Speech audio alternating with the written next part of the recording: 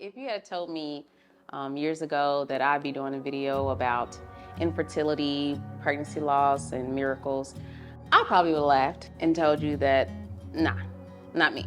That sounds like a Lifetime movie. Back then my life just felt like a whirlwind of doctor's appointments, Google rabbit holes, and just awkward moments of buying pregnancy tests at Target, feeling like the cashier is secretly judging me. But let's be clear, this story is not a sob story. Yes, there were plenty of tears, there were plenty of moments where I felt like my heart shattered, but this is a story about faith.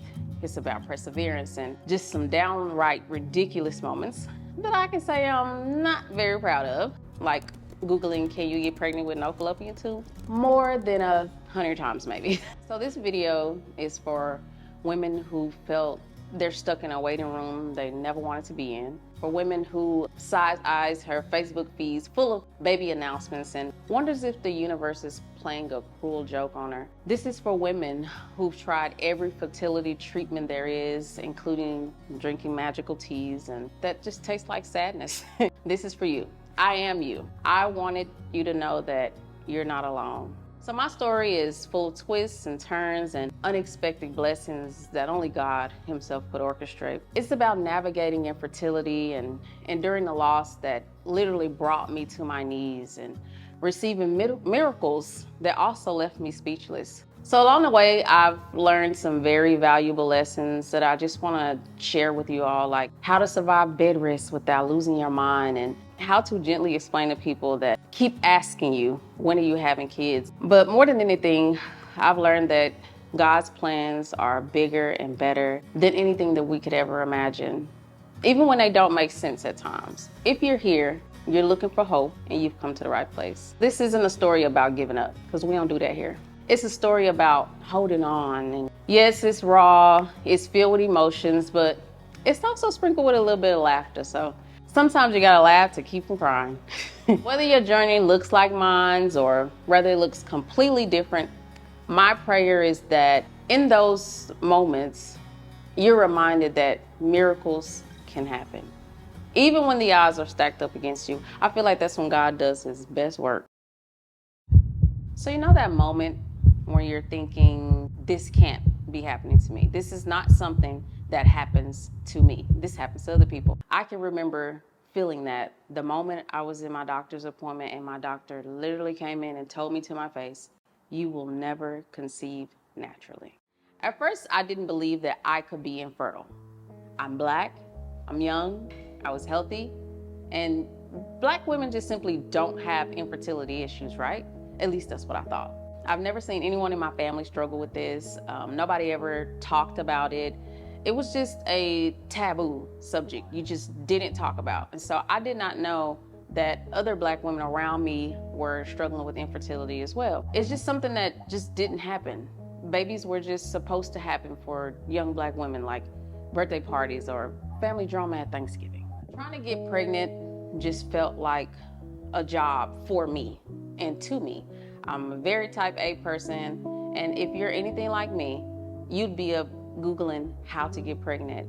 What type of fertility supplements can I take? Does standing upside down on my head after sex actually work? I probably Googled all of these things so much because I felt that this was in my control. I could control whether I could have a baby or not. I just wasn't trying hard enough. I just wasn't applying myself enough. So I did research and I tried any and everything I could think of to try to make this happen for me and for my family. So thinking back on the time when I first lost a child, it was in a previous relationship, my first marriage. And when that marriage ended, I thought that maybe it just wasn't the right person, it just wasn't the right time, and this is why this happened. By the way, I just really despise the word miscarriage because it feels like it puts the blame on me, like I miscarried.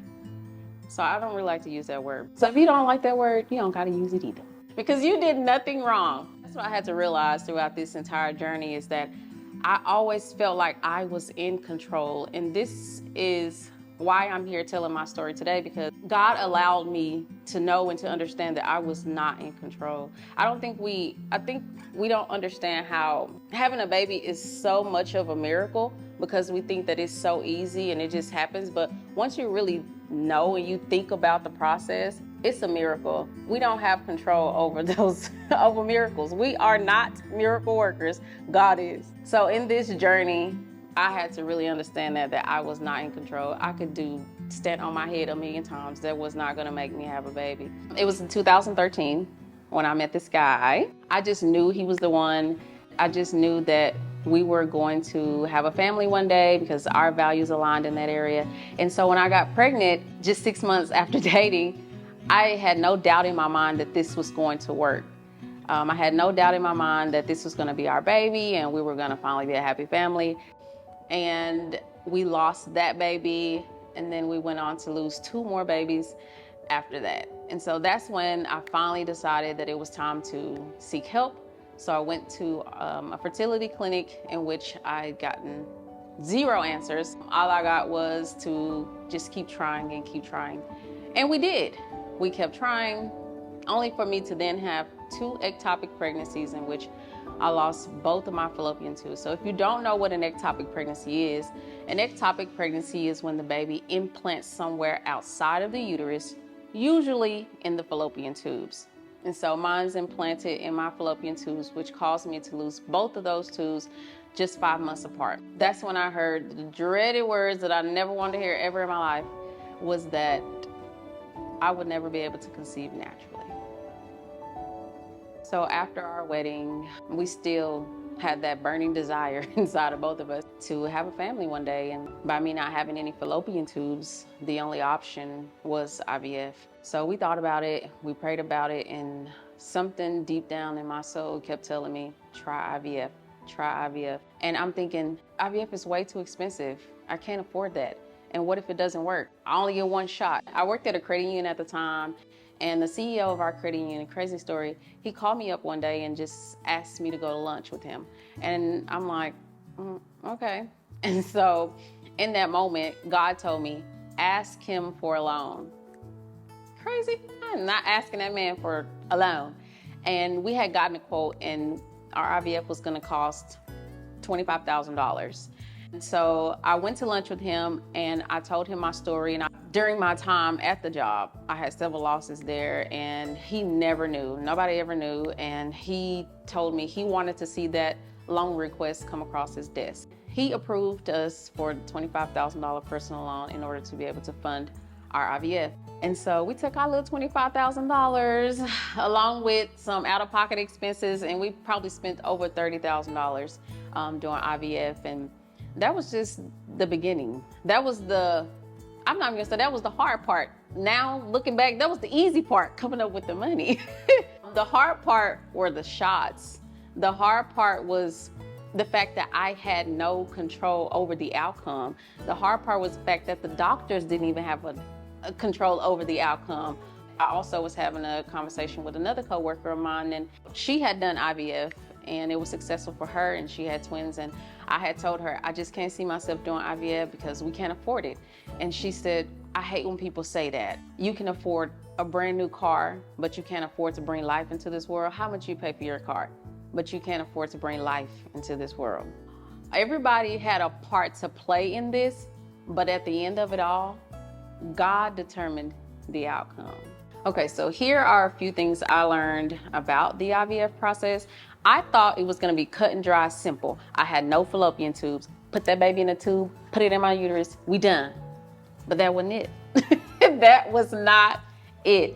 There's certain things that have to be in place in order for this to work out perfectly. So I had to get my thyroid levels checked, my prolactin levels checked. I had to get polyps removed from my uterus to keep me from having, to help the baby implant into my uterus. So everything just had to align. Everything had to be perfect. So when I went in for my egg retrieval, I was able to get 48 eggs on my first round, and I was super excited. But only 5 of those eggs actually matured. 5 out of 48 eggs. And this is why I continue to say that getting pregnant is such a miracle, because I thought I was gonna be a baby making machine with 48 eggs.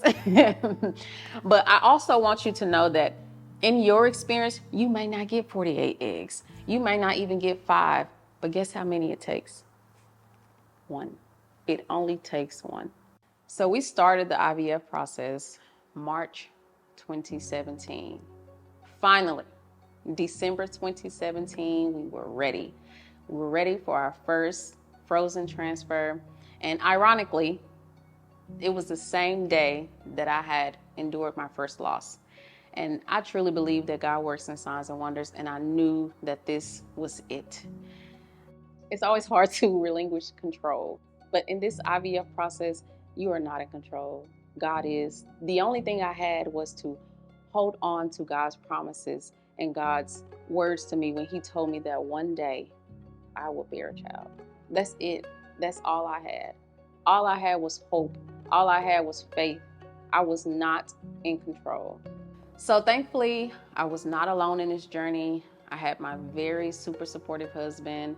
I had my very super supportive family and friends that knew my story and knew what I was going through. And this also goes back to obedience. I was always ashamed to tell my story because, again, I was young, Black, and infertile. And that just wasn't supposed to happen to me. So I was always ashamed of that until God told me that I needed to share my story. So I ended up getting on Instagram and just sharing my story every step of the way. And I connected with a lot of women on Instagram who were going through the same thing as me. And so we cheered each other on. And my family and friends who didn't know from me telling them personally kind of found out through social media. And everyone was super supportive. So it's always important to get around community, build that family. Because I'll tell you, when you have a loss, when no one knows about it, it's hard to deal with that on your own. It's hard grieving the loss of something that nobody ever knew even existed. So I will encourage you to speak out. Don't be ashamed. And I promise you, you will find your community. Y'all can call me. And then I think back to what my coworker told me, and I remember how much of a sacrifice it was. I sacrificed my body, sacrificed my relationships, sacrificed my coins. I just could not shake the fact that I knew that God's promises were going to come to pass. I believe deeply, deep down in my heart and soul, what God had promised me, that I would be a mother one day. So it started not to feel like a sacrifice, but more like purpose. So these are the lessons that I learned during my IVF journey, is to trust the process. I know it's a roller coaster, but trust the process. I also learned to keep the faith, never give up, even if it seems like things aren't going the way you planned. God still has a plan, and His plan is always better than ours. And also find support, find a community, find people to be around, to lift you up, to be there when things aren't going so great, and to be there when things are going very well. Find your people. IVF isn't easy, but it's worth it. And when I think back on everything, I think about how the journey and how the process brought me closer to God, brought me closer to my husband, brought me closer to my family and friends and my community. I just knew that a child was on the other side of that. So the craziest thing happened December 25th, 2017. I could not wait for my first doctor's appointment, and I took it upon myself to take a pregnancy test. I was so nervous. I was shaking. And I took this test, and 2 beautiful pink lines showed up, and I was officially pregnant with my IVF miracle. And I was so excited. And I told my husband, and he was just as excited, although probably didn't show it as much as I did. But I told you about that at the beginning. They be in different stages. We brought home a beautiful baby girl, but I will tell you, it did come with a lot of anxiety. The first few weeks to the first few months, any little twinge, any little pain, any little uncomfort that I felt, I immediately started praying, saying, God, please don't let me lose this baby. Please don't let me lose this baby. Please don't let me lose this baby. It was very nerve-wracking, especially in the beginning. You can't feel the baby kick. You can't feel the baby move. So the only thing you can hope for is that everything is working the way it's supposed to work in there. So I was always very nervous. It got to a point where I was a normal, boring pregnancy. After 3 months and the gender was confirmed and the sonogram and everything was going well, at my 7-month appointment, they actually found that my cervix was shortened and it was funneling. So basically that kind of led me to possibly a premature labor. And my baby at that time was probably only about a pound. And who knew if she would survive? And so the doctors immediately put me on bed rest, which was torture. I was on bed rest for the remainder of my pregnancy, and I was so scared. I went from a normal, boring pregnancy to high risk like that. I remained on bed rest until she finally decided she couldn't take it no more either. So August 2nd, 2018, Miss Zuri Rain made her appearance. We were so excited. We were so filled with love. She was a premature baby. There was a whole nother journey that we had to endure about her being premature. We spent a couple weeks in the hospital, and then we were finally able to bring her home. And crazy enough, right to this day, I still look at my baby and just think like, wow. I still sometimes cannot believe it. I cannot believe that everything I prayed for finally came to pass. And although everything that I went through, it just felt like in that moment, it felt impossible. This miracle, this blessing finally came to pass. And we were super excited about it. You think that story was crazy? Wait till you hear this one. God performed a miracle then, and he performed another one, and I cannot wait to tell you about it. But there's no way. I don't have any tubes, remember? I had to do IVF to conceive my first child, remember?